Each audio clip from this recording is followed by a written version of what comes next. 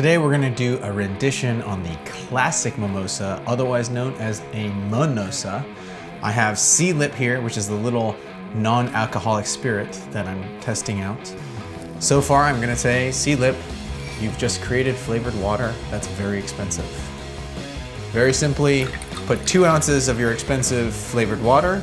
It says 1 ounce of clementine juice, but I personally want it a little bit more clementine-y. So, clementine, wow, half a clementine yields a lot of juice, actually.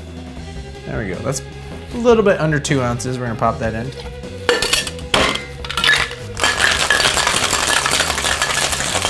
And plus, if you're shaking your drinks in front of your friends, it's a little bit more impressive.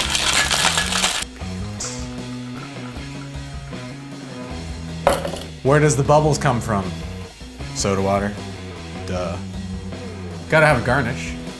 Grapefruit.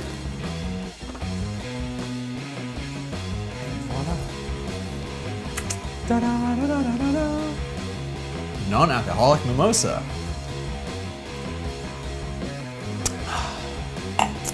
Stay sober. February.